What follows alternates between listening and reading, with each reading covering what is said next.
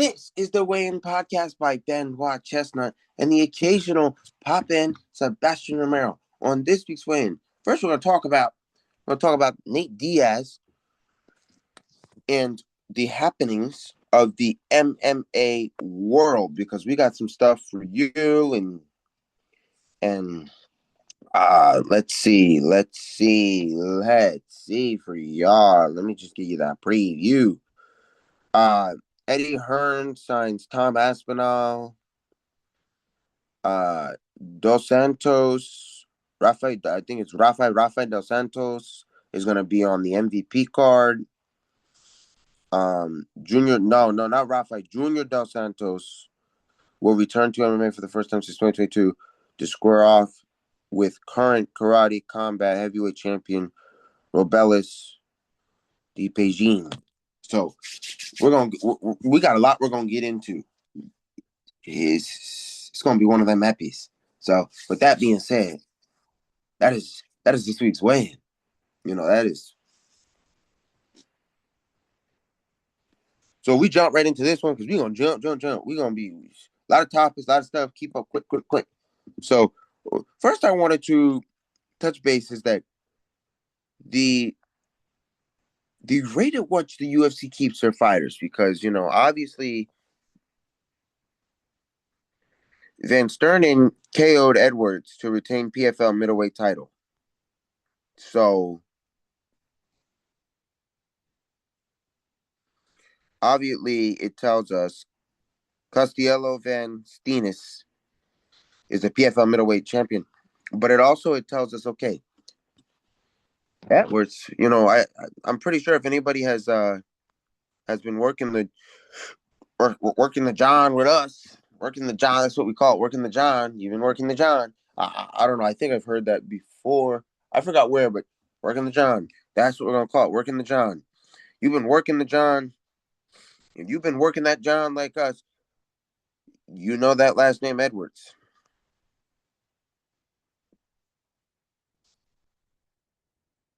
So we're gonna see if we're right.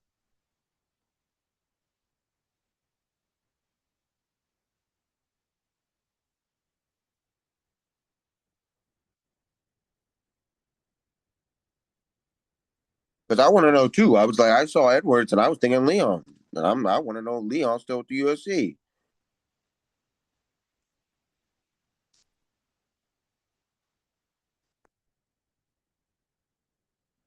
Now it looks like Leon is still with the UFC. So I would love to see what Edwards that was. Because he got his selves smacked. So let's see who we could figure out who that was.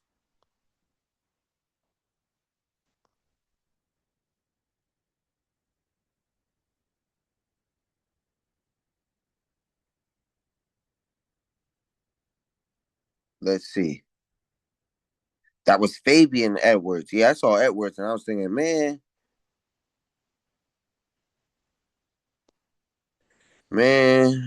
I was thinking,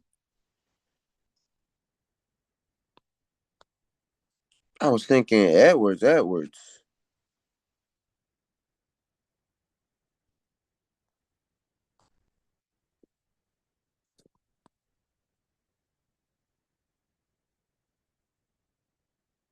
Yeah, okay. So now there we got the story for y'all. Fabian Edwards is the brother is Leon Edwards. Okay. So we got that all out the way for y'all. Be able to get that done. So Fabian Edwards is Leon Edwards' brother. All right. Because I saw that Edwards and I thought, I'm like, man, I thought Leon was in the UFC.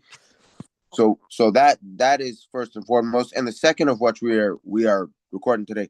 What's up with Nate Diaz? So we obviously know Nate Diaz is not with the UFC currently, but he's getting on that most valuable promotions card. Jake Paul's getting him paid. So that's going to be interesting. Let's see what we can find. Oh yeah, he's going to fight Mike Perry. I like it.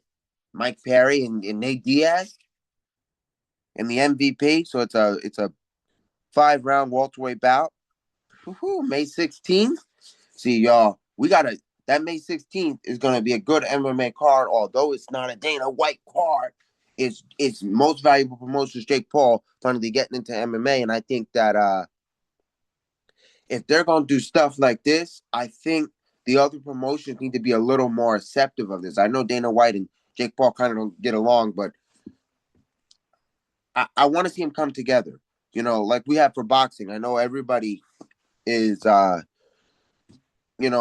Dana White has joined boxing, and he has now created a 6-belt era.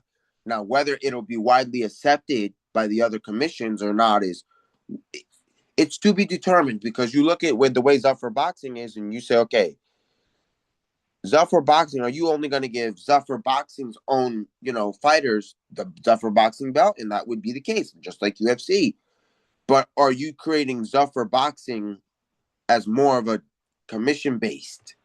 But the difference is Zuffer Boxing has got a contract Paramount. On Paramount, we go over Zuffer Boxing, go on Paramount. The guys that are on there, they cannot wear sponsors on their trunks because of the way it is. Zuffer Boxing is a sole promotion where they're paying the boxers, and then Zuffer Boxing is on a platform. So it's not like they're then securing a pay-per-view. No, Zuffer Boxing has a full pay-per-view contract to have the stuff fully on Paramount, and Paramount's rules are they do not want, well, I don't know, it's just rules that they do not want other sponsors on the shorts, because they want to try.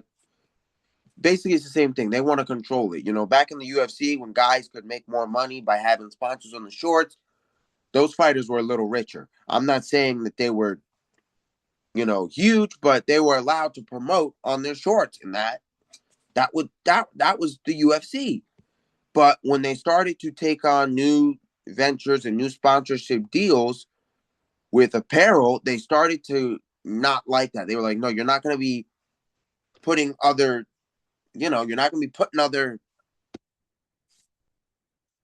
people on our shorts. That's not going to happen. We're not going to be putting different logos, and no. That's not going to happen.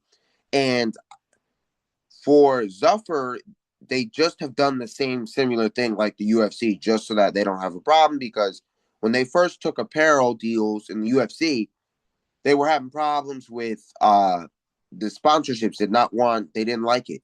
They did not like that you're going to have all these other, sponsors on the shorts, and they're like, no. Because that's it. It turns into whether the brands represent themselves with that, and it's a whole thing. But I can get you a more easier breakdown of that for you.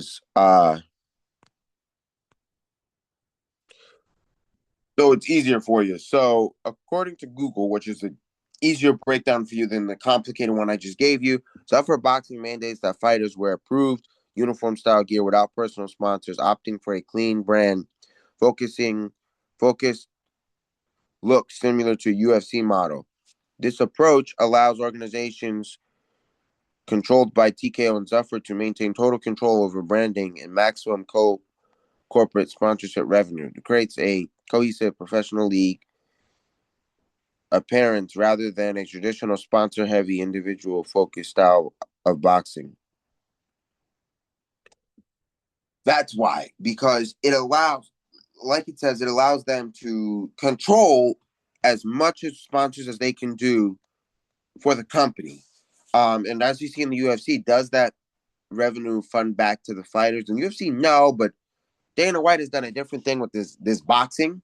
And you wonder if this is separate from, the Saudi-backed promotion with like his I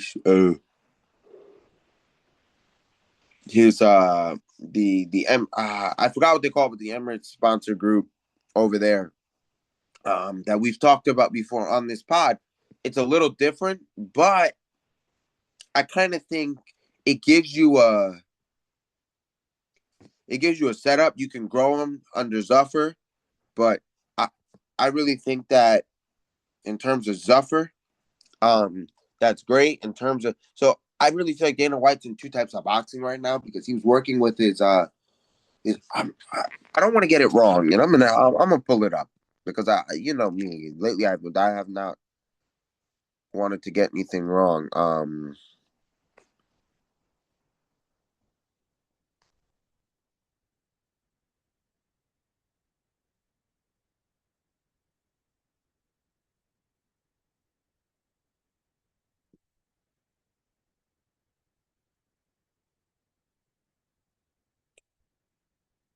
Turkey Alisturskin, I think is how you say it, but I apologize in advance. Turkey Alisturskin, who runs boxing down in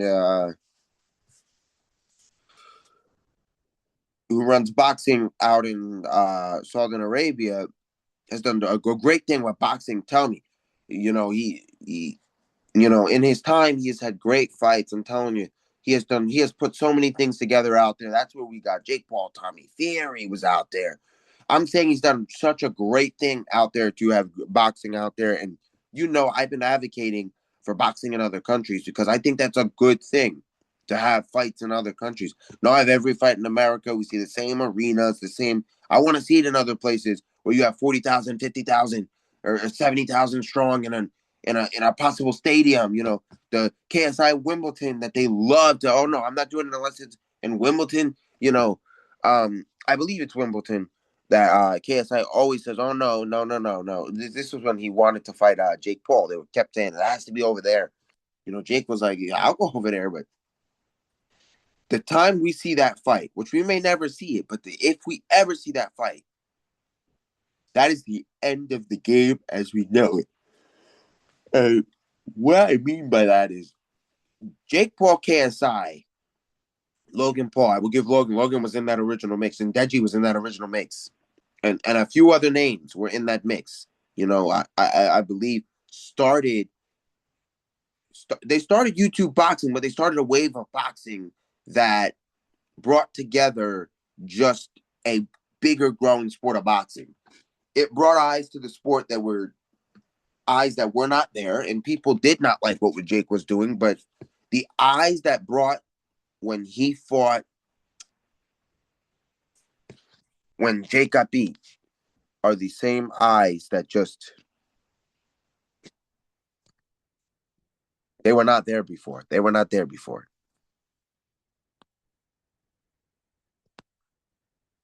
You know, that Anthony Joshua, Jake Paul fight, people were like, yeah, Joshua's most people, other than me, because you all know I thought Jake was gonna win, whatever that may be the case. You know, Anthony Joshua, people thought Anthony Joshua, when they saw Anthony Joshua, him signed to fight Anthony Joshua, everybody was like, yo, this is the end game. Jake gonna get knocked out now. Jake gonna get knocked out now. Everybody knew somebody was gonna keep that Anthony Joshua was gonna tear up Jake. But I said, well, you know what?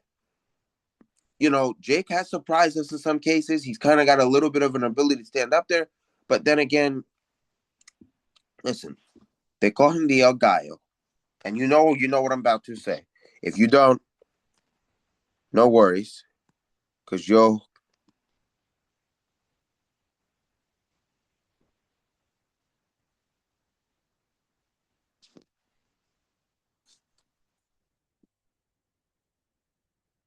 know what I'm about to say. So, Conor McGregor, when he was getting ready to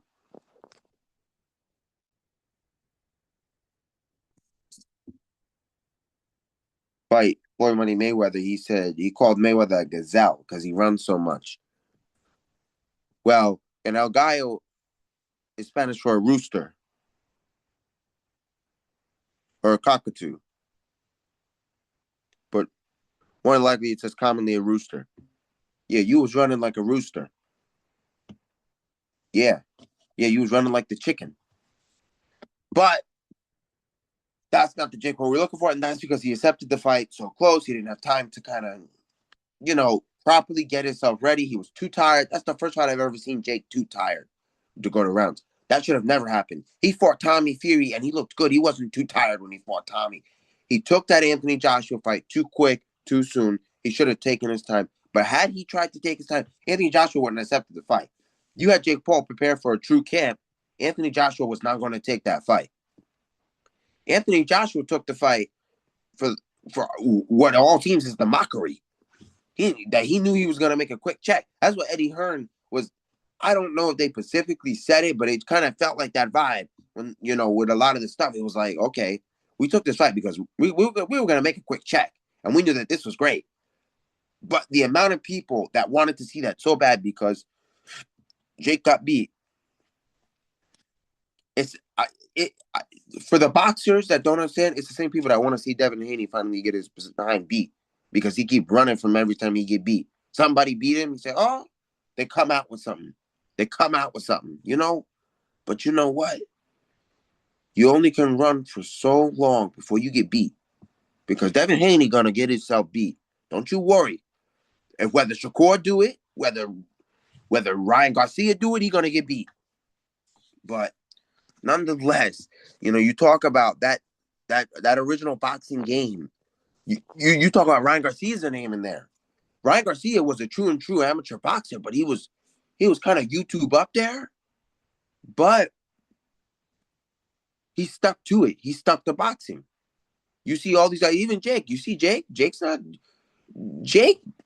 Jake barely has a presence on YouTube right now. Let's see how Jake Paul's presence on YouTube looks like. I'm telling you, a lot of them have grown up.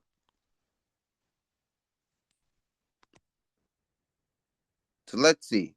21 million subscribers, 1.6K videos, Jake Paul. Jake Paul's last video was Donald Trump interview 10 days ago. Then before that was $40 million ranch tour. Then 3 months ago, he posted today after, I guess, the loss to Anthony Joshua.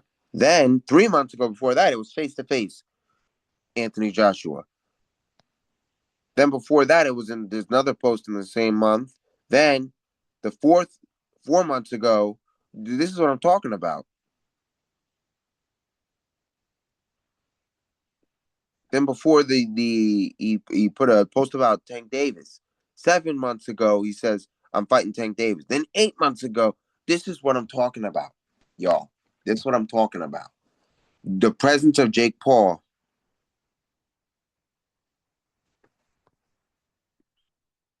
on YouTube is not as big as it used to be. Jake is focused less about the YouTube, more about the boxing, which is great. And now with his promotion, the UFC, the fact that Jake Paul got the honor to sit down with President Donald Trump tells you that even then he still has some type of YouTuber in him, which is a great thing.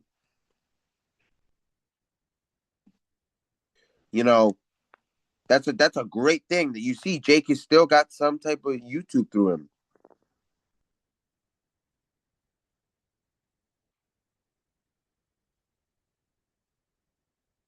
You talk about the ideology of Jake. And Jake has done a lot of things. So that's just what I'm telling you, that those guys started the game, but they brought the right eyes, because you know what? A lot of those people say, oh, they never were amateur, but those young kids that say, oh, I want to be like Jake, I want to be like KSI, they're amateur. They're bringing, you're bringing eyes to the sport. You look at these boxing fights and they bring numbers. That's why when Dana White had his own UFC event on the same night as Canelo, he lost money because people wanted to see Canelo over UFC. This is what I'm talking about. That, people will dish what Jake and all those other YouTubers did and said they do the wrong thing per the sport, that, oh, they just take this as a joke. Somebody else's joke is somebody else's dream or somebody else's entertainment. You understand? So if Jake Paul is in a boxing ring, he's joking. You got a little kid that says, hey, I want to box now. I want to be a world champ. Oh, who's this? A real boxer, Canelo. I mean, Jake Paul's a boxer. But, to some people want to call him not a real boxer, but Jake Paul. You say, oh, you got Jake Paul. And a non-conventional boxer that never went amateurs. Here's Jake. Oh, I want to be like Jake Paul. Then they see a Canelo fight. They see Canelo. I mean, nowadays, no. But you see Canelo with all those belts. Before you see him with all those belts, you say, oh, so that's what you get if you box like Jake. And they could just explain to him, well, no. You be amateur, you put the effort in, you could be like Canelo, have, world titles. And that's the stuff we're talking about. The right eyes are brought. You know, people don't understand it. That, boxing, it's up. You look at the numbers per these fights, it's up. It's up. You look at UFC, and UFC has been declining since PFL came in town, and you lost Anthony Showtime Pettis to PFL, and you lost so many guys to PFL. It just is. That's why a lot of people say, well, Dana don't really pay well to the UFC guys. Yeah, but if you pay double what any other promotion would pay, you're gonna make money. The problem is money isn't really being made here because, like what Conor McGregor said when he got his second belt, he said all that money, something along the lines of all that money you're making. Where's my second belt? Conor, great, stuff like that. So let's, you know, and we talk about that. Even now, they don't have Nate Diaz. Although I do believe Nate Diaz will probably go back to the UFC. But I think right now, I think he wants to bash in Mike Perry and close his and shut his mouth. So we all know how Diaz is. He's that guy that he's up there. If anybody knows, Diaz has been around, but Diaz grew on being that fearless guy. He'll get in the ring with anybody, and he'll do what he's got to do. I always like Diaz. I always like Nate. I mean Nick. I always like Nick Diaz. I mean, no, not Nick. Nate. Man, my bad. Y'all, my bad. Nate. I always like Nate. You know. I always liked it for the. I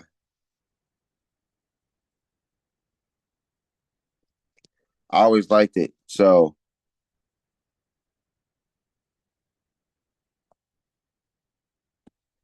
I always liked it because he's a great. He's great, and his coming story to MMA is just absolutely great.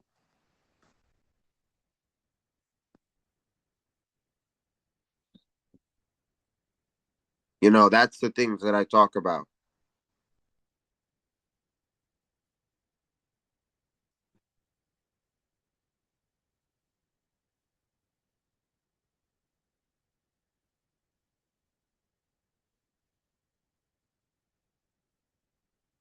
You know.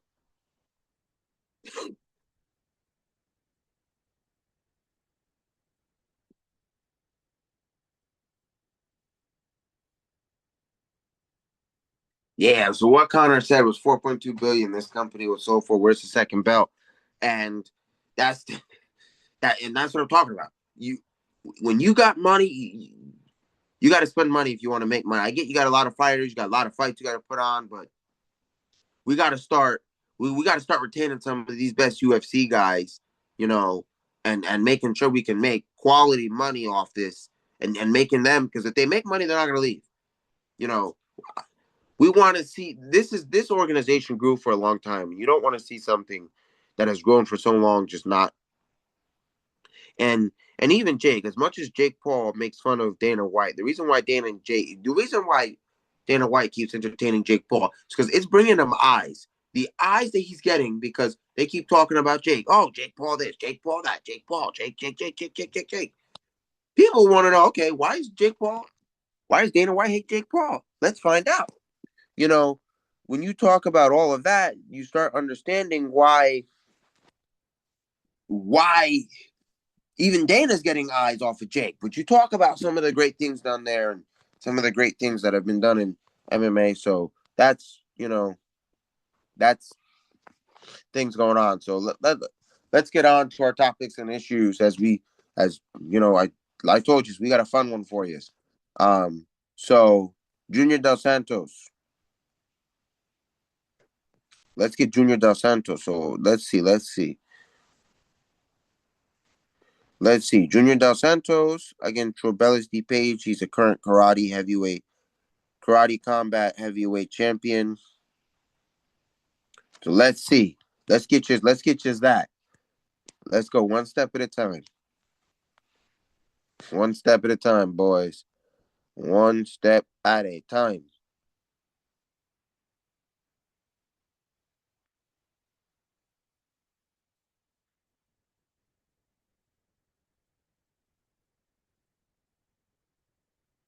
Let's get you one. You know, it just says that there are tons of promotions out there.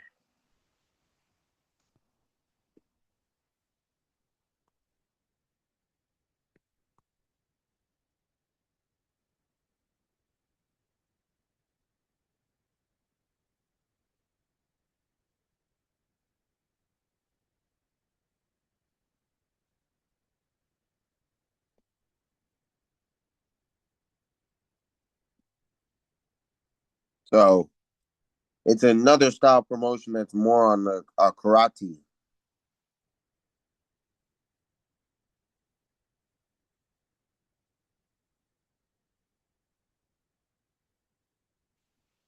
So it's a different style, but it's pretty good.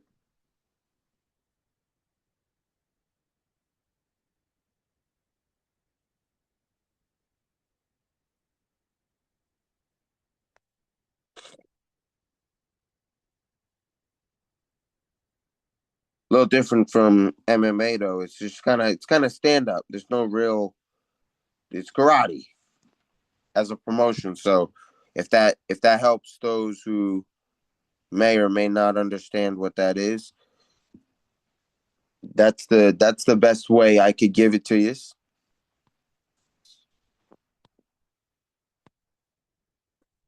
So for those who may or may not know, that's the best way I can give it to you. And that's what I'm saying. So he's coming for all the way from over there, and he's gonna be fighting Junior Del Santo.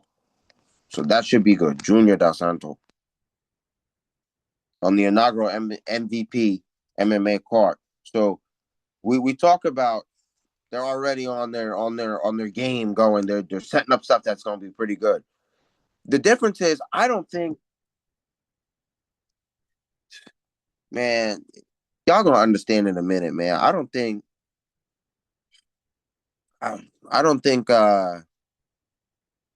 Rebellious D Pagine is gonna win because first of all, I get you do karate combat,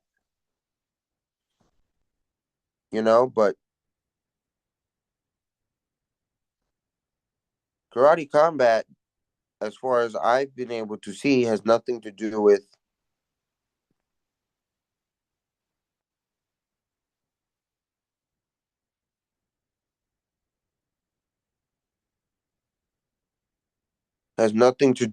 ground.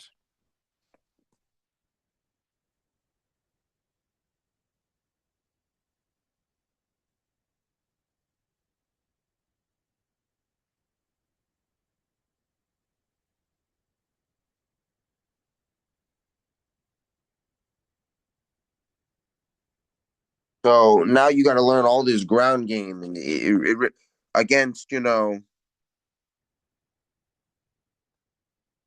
against the odds. It's very well you could get submitted. So I don't know. I just I don't think it's a I don't see Rebellious D Pagine.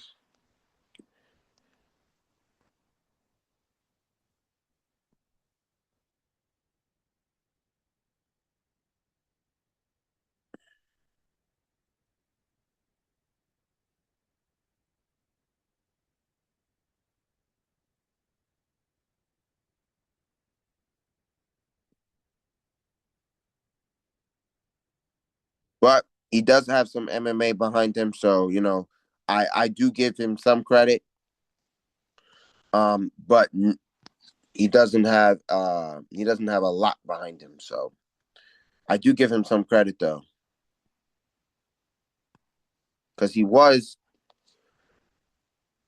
in the UFC at one point, so he does have some MMA behind him, but at the same time, it's like, are you? Who knows if he's still doing ground game and.